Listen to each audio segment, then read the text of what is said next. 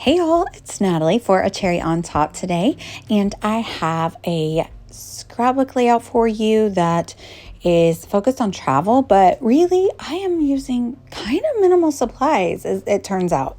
You'll see how it progresses. So first things first, my girls, they always kind of like keep tabs on what I have on my stash and what I've bought. And so at one point, Nicole's like, hey, did you use those rainbow papers from Paper Rose? And I was like, no, I don't think I've ever used them. So that was my starting point. I went to my Paper Rose Rainbow Wood 6x6 papers.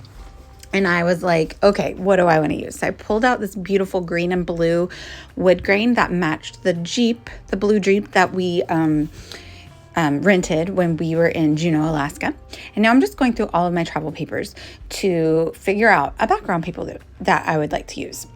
Well, when you know, we land on solid white cardstock. But that's okay, because then we took a turn, and like I said, I built a layout on pretty minimal supplies, or sustainable supplies, I guess maybe I would say, because I do use supplies, but they're reusable, right? So here I am using my blending brushes, and I've picked out a few Distress Oxides, but I actually picked the first one I pick is the correct color. I want it to match the Jeep. So it's the Salty Ocean Distress Oxide, and I use the blending brush to color up this cardstock piece of paper from my stash. And then I use my new Julieta Alpha dies from Pink Fresh Studios to cut a very long title. I have a whole Pinterest board of really long titles that I love. That's my jam. And so I knew that I wanted to use one of those on this layout. So, I'm using my white cardstock. I'm using a few pieces of pattern paper, but mostly I'm using, my inks, which, have multiple ink uses. I'm using alpha dyes, which you can use a million times. I'm using a few pieces of ephemera, but I'm using some die cut ephemera that you can reuse. I'm using stamps. I'm using the Tim Holtz ticket booth ticket stamps, and I'm using them on the background and die cut. And so again, reusable. I can use this as many times as I want on so many different projects. So first thing I am doing here is I'm using this little distressed diamond stamp. And to be honest with you, I do not even remember where this came from. This is from my stash, so I'm sorry that I can't link to it. But I'm just inking it up and just kissing it very lightly against the edges of the paper in a green color and a blue color. And this will help to kind of bring the layout together, to mimic the usage of these inks that I'm going to use in the middle, and mimic the colors that are going to sit on top of them. So then I'm going to the ticket booth thinlits. I'm sorry, they're not the thinlits. The dies are the thinlits. The ticket booth stamps that are from Stampers Anonymous, Tim Holtz for Stampers Anonymous, and I'm using, Mowed Lawn, Rustic Wilderness, Salty Ocean. I think those are the only three colors that I use. I thought about incorporating another blue, but I think I decided against it. I think I only used the one, which is the same color that I used for the alphas. So I'm just piling up the stamps one on top of another, kind of letting them overlap. Now I would like to point out, I did not put gesso on this page. So a lot of times when I'm doing mixed media, when I'm stamping on the background and I plan to turn them into watercolors, I put gesso, and there's a reason for that. The gesso allows me to move the ink around. It allows me to add a lot of water to the page without causing it to rip or go through the other side. Sometimes there may be a time when you don't want gesso, and this is a time when I didn't, because without the gesso, you can see it doesn't move the stamp. So the stamped image still remains. I'm just removing a little bit of the color, moving it around. It looks a little faded. So the image looks faded and it has the color around it, but the image does not move. It does not budge. And so you might want to use no gesso when you just want a faded image without actually kind of like erasing some of it, if that makes sense. Also, please note that I can't add a lot of water though, because of the lack of gesso. The paper just wouldn't take it. But this is American Crafts textured cardstock. It takes a little bit of water, and it's not like going through. I'm not at risk of putting a hole in my paper or anything like that. So I'm just adding a little bit of splatter on top of that. And I actually super love the way this looks. I am so glad I went with a white background so that I could do this mixed media stamping on top of it. Super thrilled with it. So I lay the photo back on top, and I'm trying to figure out how I want to use the wood grain paper. And at this point, I still feel like I'm going to put the wood grain paper all the way across, like a 12 by 12 bit. So I'm ripping it down the center. I'm using the guides on my board to tell me where's the center of the page, because it's a 6 by 6 piece of paper. And I'm going to rough up the edges, and I'm going to put it, the two pieces side by side so that it's 12 by 12, or a 12 inch strip across the middle. And then I quickly decide, no, that breaks it up too much, and I just need the one. I just need the one coming out from under the photo. And then I go and I try to find another one. And so this is a Catherine Pooler paper from my stash, from a camping collection from a while ago.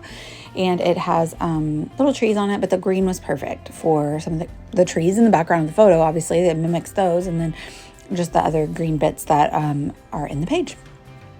So I'm going to pile them up like that. You're kind of getting an idea, but I did decide that, I go and I put the title back on the page to see exactly how I want it. And then here in a minute, you'll see I decide to bring this stamping down to meet the paper. So there's some white space between the paper and the stamps, and I decide that I want to fill that in with additional stamping. So I know that I'm going to have the title overlap the photo a little bit and kind of go down below the photo as well. But first we're going to add a few more stamps. So that's what I'm doing here, just adding a few more stamps. Again, these are the ticket booth stamps. Unfortunately, I think they are out of stock right now in the store. The dies are in stock, but the stamps are not. But I think that they will be back in stock. So you can hit the notify button on these stamps in the store, and they will email you when they're back in stock. They're a hot ticket item. They're a big popular item, and rightfully so. They're fabulous and very versatile. I can use them on these travel pages, but I think I could use them on so many other types of pages that don't have anything to do with travel. So just doing that little bit of watercoloring again on the background, just small amounts of water, just fading out the color a little bit and just leaving little pools of color. And additional splatter, and we're going to call it done. So I'm going to stick down the pattern papers and let them overlap. Just leave a little bit of border at the bottom so you can see the diamond stamping that I did. And I'm going to my tourist mode die cut ephemera. I'm pulling out some. I got the cardstock stickers from tourist mode as well. This is by Pink Fresh Studio.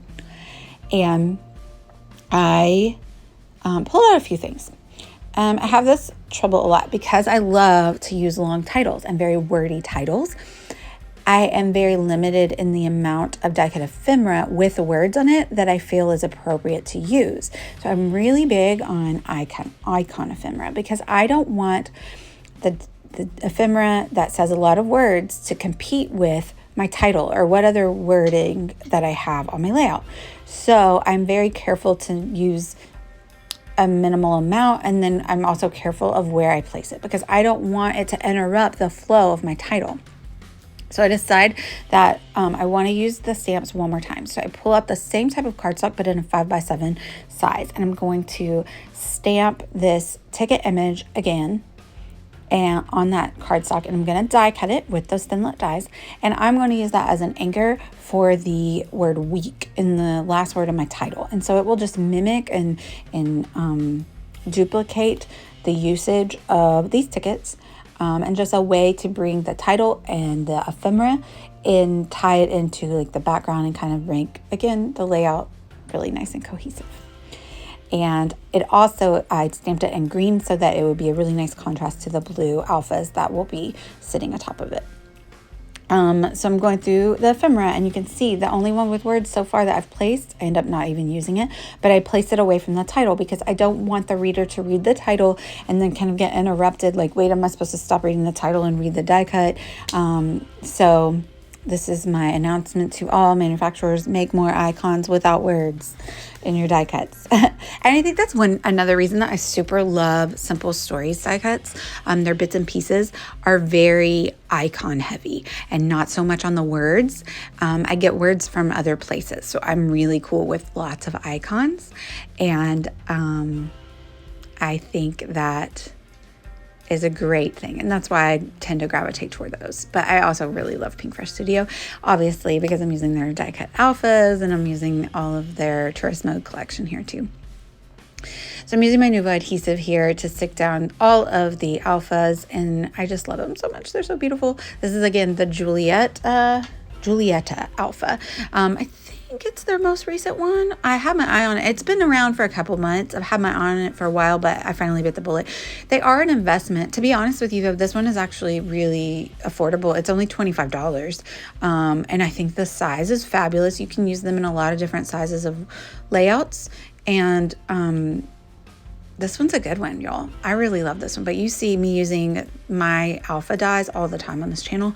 A great investment. Again, someday if the apocalypse happens and we're out here, you know, fighting zombies and scrapbooking on the side, and we don't have any new things to buy, we can use these alphas always and forever. They're never going away as long as we have paper or something to die cut. Plan for the future, okay?